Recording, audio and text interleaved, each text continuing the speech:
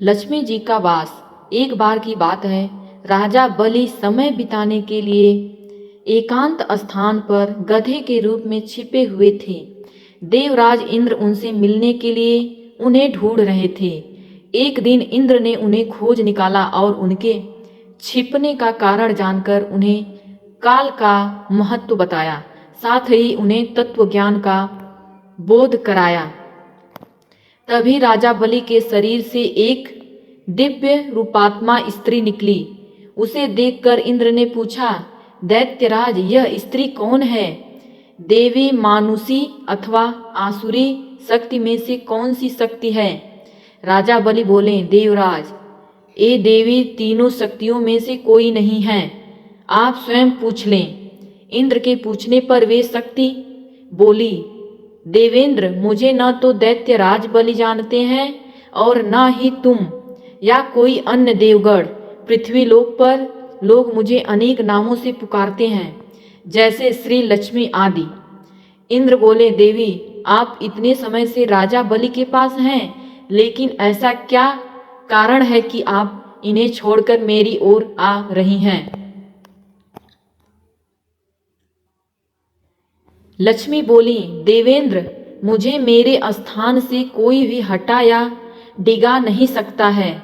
मैं सभी के पास काल के अनुसार आती जाती रहती हूँ। जैसा काल का प्रभाव होता है, मैं उतने ही समय तक उसके साथ चलती हूँ। अर्थात मैं समयानुसार एक को छोड़कर दूसरे के पास निवास करती हूँ।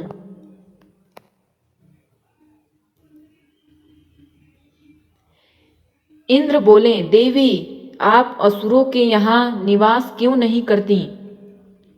लक्ष्मी बोली, देवेंद्र, मेरा निवास वहीं होता है जहाँ सत्य हो, धर्म के अनुसार कार्य होते हों, व्रत और दान देने के कार्य होते हों। लेकिन असुर भ्रष्ट हो रहे हैं।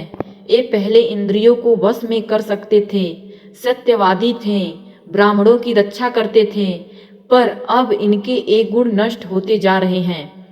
एक तप उपवास नहीं करते, यज्ञ हवन दान आदि से इनका कोई संबंध शेष नहीं है। पहले ये रोगी स्त्रियों, वृद्धों, दुर्बलों की रक्षा करते थे, गुरुजन का आदर करते थे, लोगों को क्षमा दान देते थे। लेकिन अब अहंकार, मोह, लोभ, क्रोध, आलस्य, अविवेक, काम आदि ने इनके शरीर में जगह बना ली है। ये लोग पशु तो पाल लेते हैं, लेकिन उन्हें चारा नहीं खिलाते, उनका पूरा दूध निकाल लेते हैं और पशुओं के बच्चे भूख से चित्कारते हुए मर जाते हैं। ये अपने बच्चों का लालन पालन करना भूलते जा रहे हैं। इनमें आपसी भाईचारा समाप्त हो गया है। लूट, खसोट, हत्या, व्यभिचारी, कलह, स्त्रियों की पतिव्रता नष्ट करना ही इनका धर्म हो गया है। सूर्योदय के बाद तक सोने के कारण स्नान ध्यान से ये विमुख होते जा रहे हैं। इसलिए मेरा मन इनसे उचट गया। देवताओं का मन अब धर्म में आसक्त हो रहा है, इसलिए अब मैं इन्हें छोड़कर देवताओं के पास निवास करूंगी। मेरा साथ श्रद्धा, आशा, क्षमा, जया, शांति, सतति, धृति और विजयी ये आठों देवियां भी निवास करेंगी। देवेंद्र, अब आपको ज्ञात हो गया होगा कि मैं इन्हें क्यों छोड़ा है। साथ ही आपको इनके अवगुणों का भी ज्ञान हो गया होगा।